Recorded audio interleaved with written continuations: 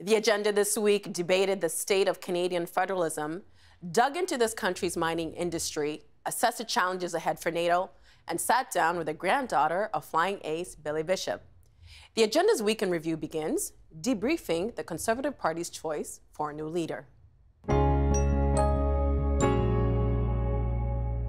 Let's figure out what job one is now for this new Conservative leader. And the Toronto Star, maybe in something that was not terribly helpful, but it's very Toronto Star, did a kind of a Joe Who, if you remember back to 1976 and Joe Clark's victory at that convention. A lot of people, obviously, in this country have no idea who the new leader of the Conservative Party is. So give us a hint. What does he need to do now to put his stamp on things? Yeah, well, I think the first thing is making sure he's got the caucus behind him and he's got everybody together. And I think that's really, really critical. The second thing is I think they need to be very careful about which issues he's going to now talk about or which question he's going to ask in the House or whatever, because obviously it's the old, you only get one time to make a first impression. So I think that making sure that the first couple of weeks. And the other thing, I suspect they're thinking about it and talking about it, but he's going to have to deal with the media onslaught that every time he turns around, they're going to say, oh, so what are you going to do about abortion? What are you going to do about gay marriage? What do you know? And that's going to drive them crazy because the media won't let up on that probably ever, no matter how successful he is. Do you have any advice for him on what he ought to do when the media, and it started at the post-convention press conference, where the questions on those topics came already. How should he handle that? Well, you know, I think he's got to turn it to what his focus is actually going to be. If he's going to stick with the economic issues and the fiscal issues, then really that's where it has to be, and he's got to continue to send that message to open up those Pandora's boxes, fatal for him. Fatal. So he should take the same position Stephen Harper did, which is to say, we'll have that in our party, but no private members' bills on those issues, that kind of thing. Well, I get the sense from Andrew is that there's going to be perhaps a little bit more openness in terms of discussion within the party and within the caucus. But, you know, I just don't get the sense that he's going to literally open up Pandora's box on those kinds of issues. Mark, what's job one for Andrew Scheer right now? I asked a number of the leadership candidates that very question on the weekend, and without exception, they all said unity, bringing the party together. Having said that, I don't think the party has a unity problem. I mean, I think most members are happy with the result because Andrew Scheer, nobody doesn't like Andrew Scheer. You know, he may not have been your pick, but nobody dislikes him. So I would say that the first big issue, he's going to talk to caucus today. I think he'll have them on side. He's one of them. They elected him the speaker. He's a popular guy.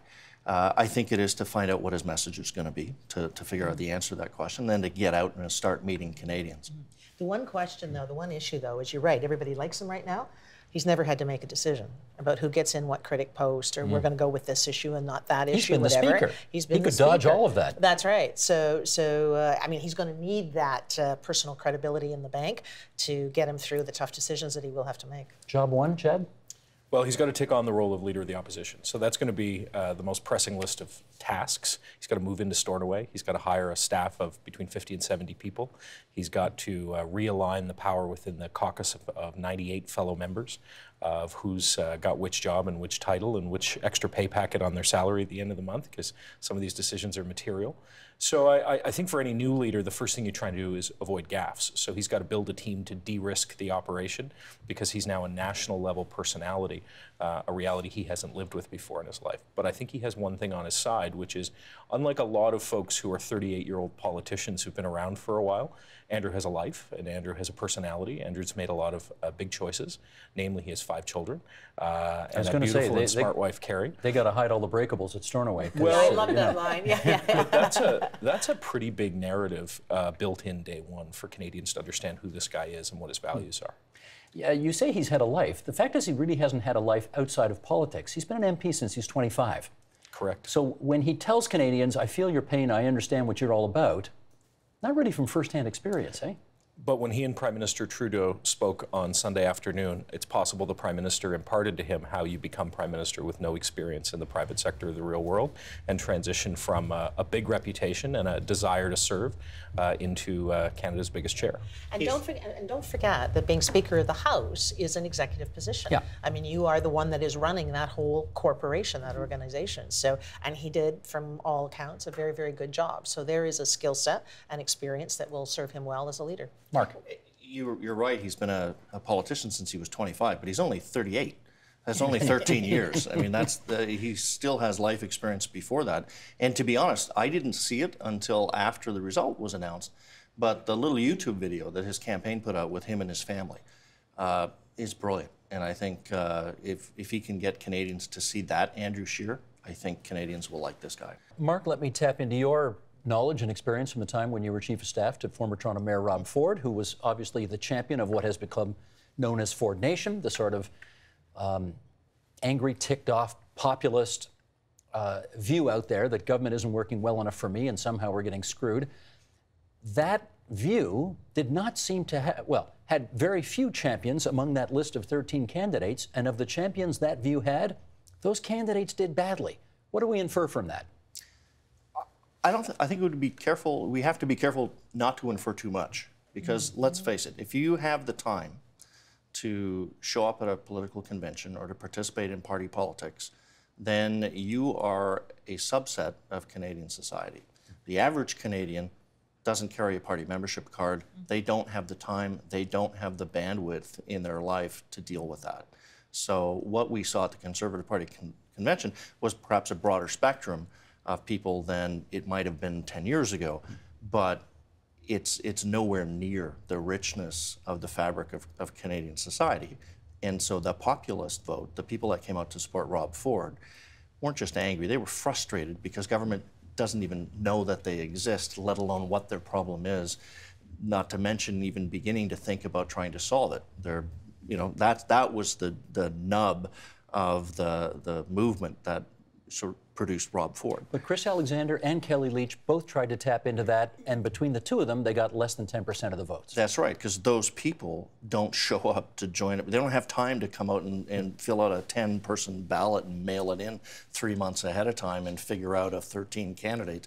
They're busy getting lunch ready for the kids today. So don't overreach and overinterpret. That's right.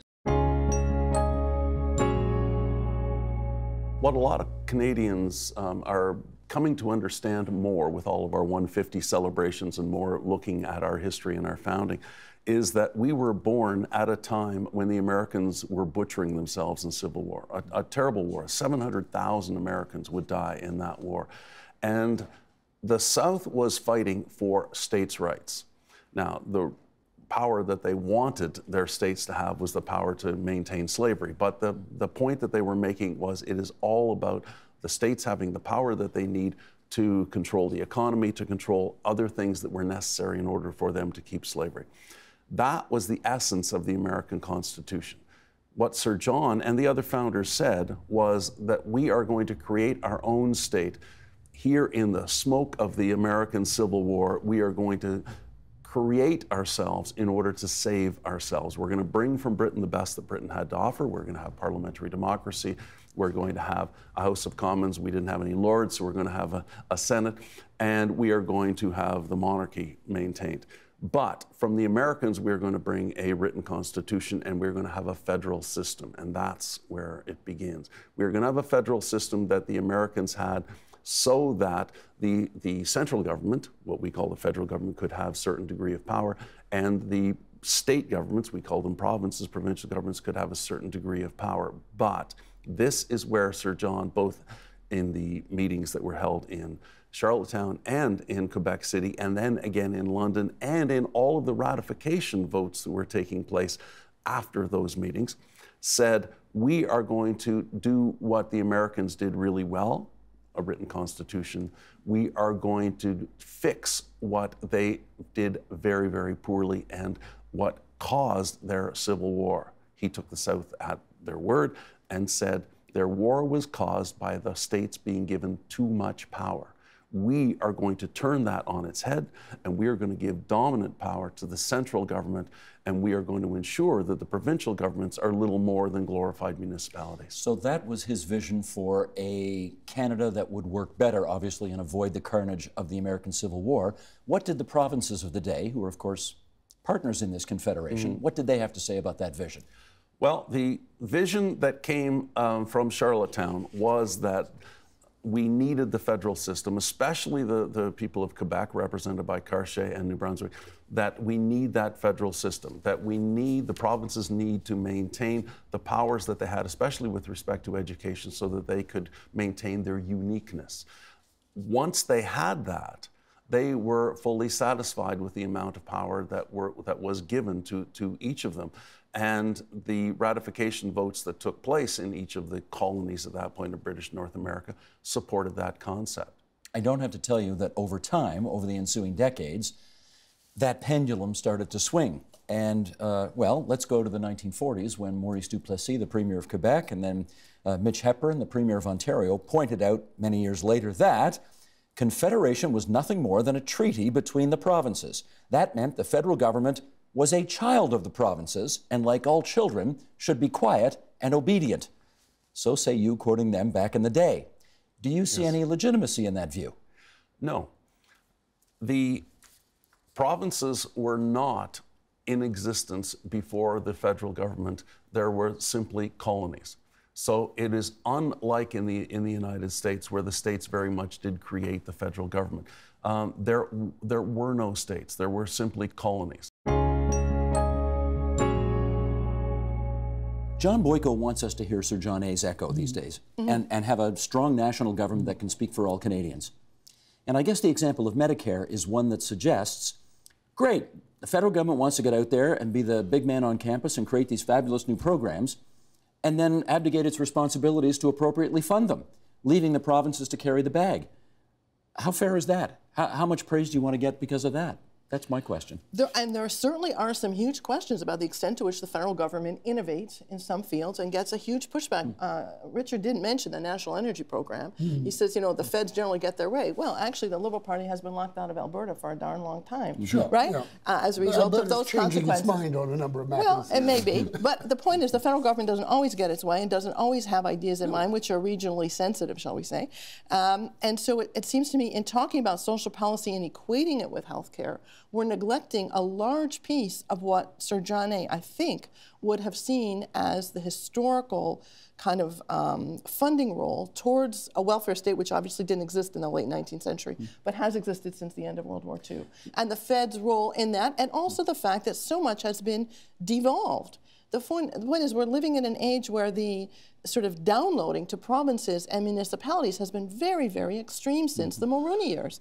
And we're forgetting about where things really wear thin. And it's, I would argue, highly related to socioeconomic status. All right, let's try a different angle here on this then. Would you agree that power corrupts and absolute power corrupts absolutely? As a general statement. I've never had any experience. This is I would have no idea. Yeah. Well, okay, humor me for a second here, because as you argue for a stronger central government that is able to speak with one vision for Canada, I wonder whether investing too much power in that senior level of government runs the risk of abuse. I believe that having dominant power in the federal government is not the same as having dictatorial power in the federal government. And I believe that there are enough checks and balances in the Canadian system that would never happen. Part of the checks and balances are the premiers that always fight back. And it is their job to fight back, and they do so well. And our history shows many premiers who have fought back gallantly. Lougheed during the oil crisis of the 1970s, for example. Mowat, even earlier, fighting back directly against Sir John. So no, I don't think that dictatorial power is something that we need to either contemplate or worry about. Richard, how about you on that? Do you worry that if the federal government becomes too powerful, it's ripe for abuse? I trust the federal government, and this is so corny to say, but I trust Canadians. Canadians generally do the right thing. Their record is pretty damn good.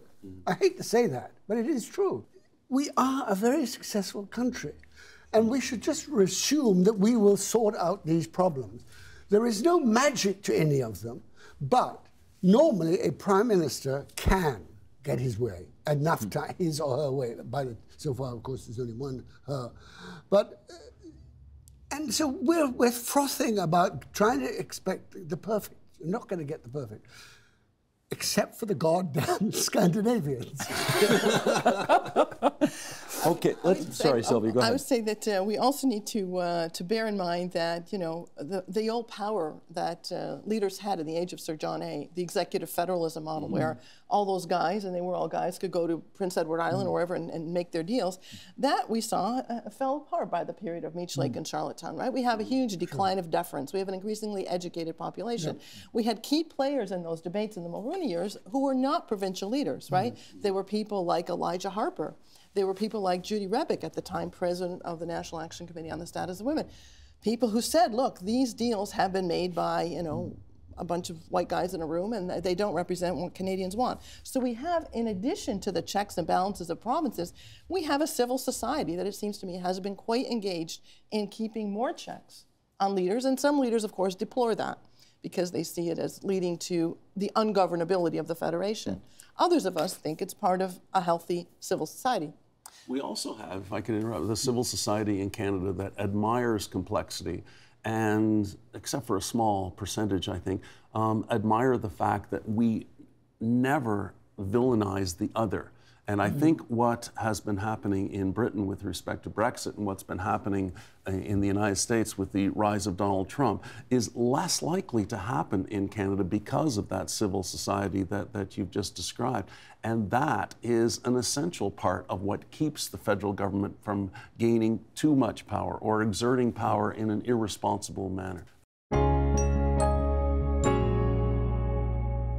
The Canadian companies also lead the world in terms of corporate sustainable responsibility, advances in understanding how to mine responsibly with respect and building relationships with the communities.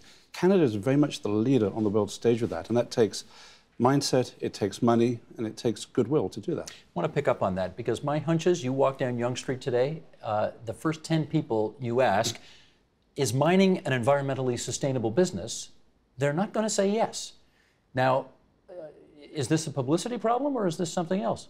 What do you think? Yeah, it's interesting because mining hasn't faced the same amount of disruption as some of these other industries that we've seen. It's just starting to come to that right now. So yeah, so I think what we're hearing about mainly when we hear about mining is because it is the most physical, like it's digging in the ground. It is, by virtue, the most sort of environmentally forward industry that there is out there. So I think that that's people's first thought is the effect on the environment. And I think that people don't really realize, that it's mainly associated with the environment. And again, when we hear negative things, that's actually the minority of what's happening. But it is what makes the headlines.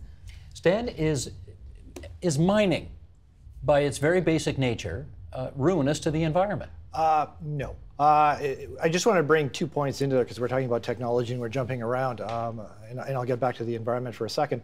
A good example, my friend up in Sudbury, Doug Morrison at the SEMI, the Research Institute, he succinctly put it, the Bank of Montreal building is 72 stories high.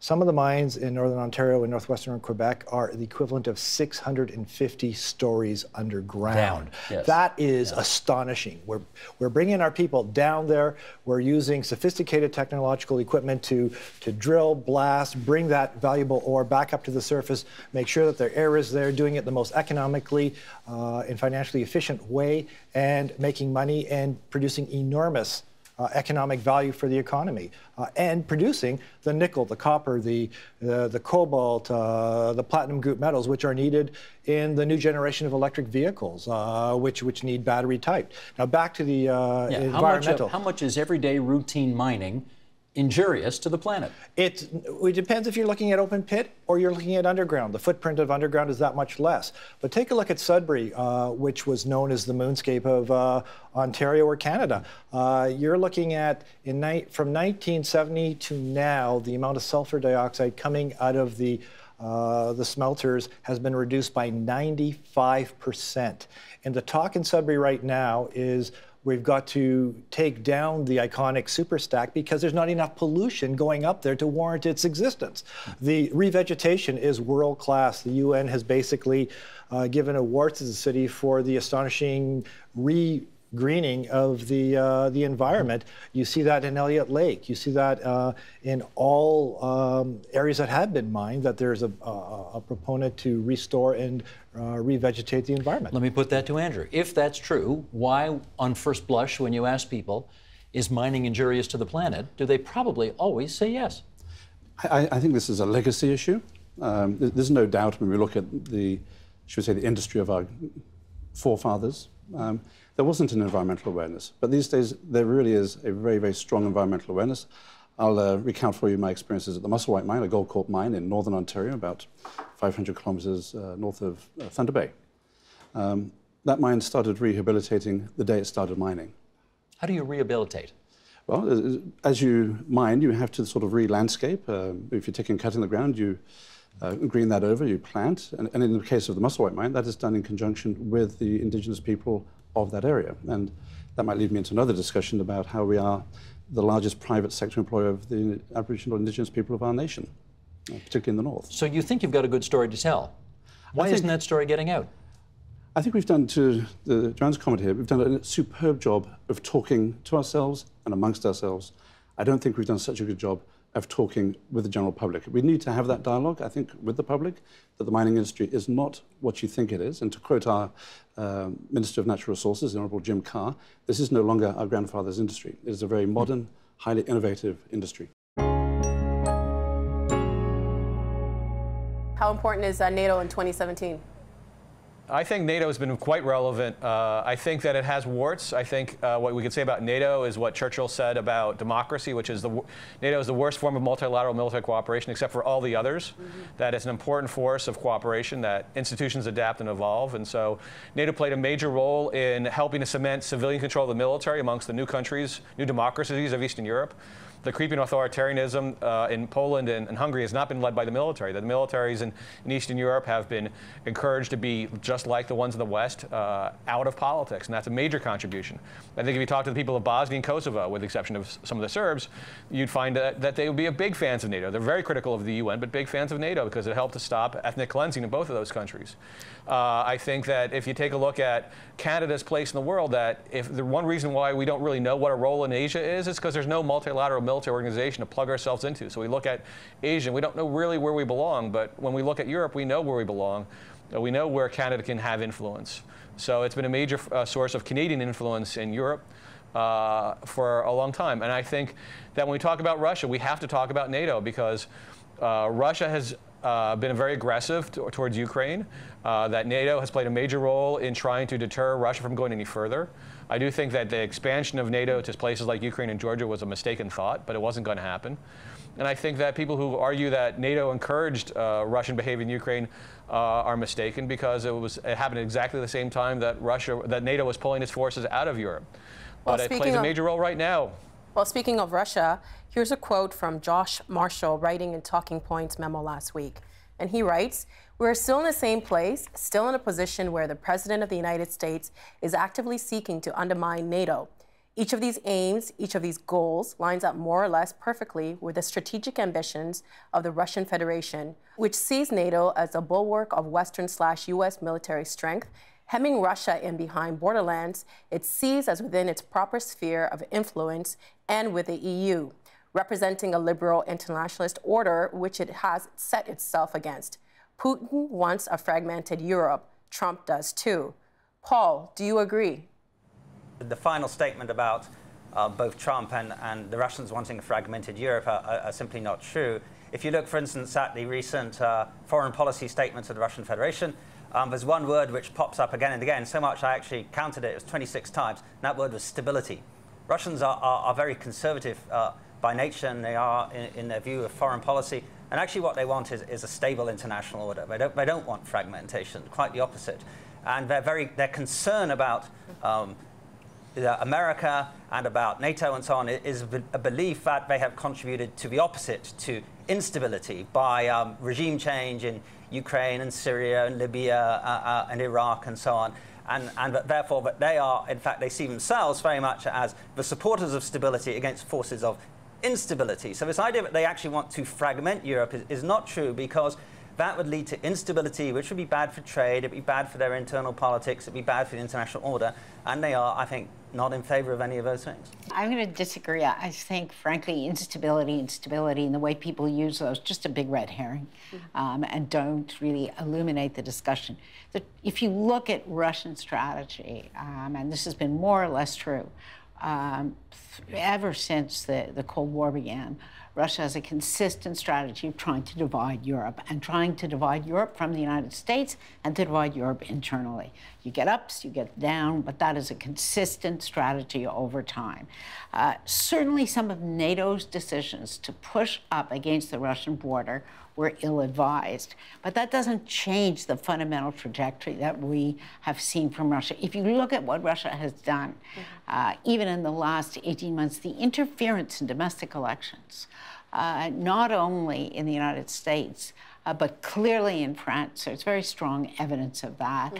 That's done with a political purpose, to diminish political support for candidates who are in support of a transatlantic alliance, who are in support of collective defense, and to support those who are not.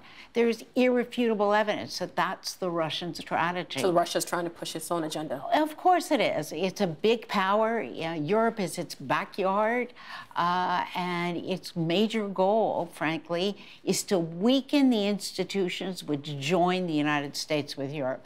NATO is front and square in that discussion. And that's why what Donald Trump did was so stupid. Erica? Well, I think, not to take the Russian perspective or side, but if we look at the Russian perspective over time, they've been encircled by a growing alliance. Every party and every leader in Russia has been opposed to NATO enlargement. President Putin has moved in reaction to NATO, has moved nuclear-capable missiles into Kaliningrad, which is their enclave to get onto the Baltic Sea.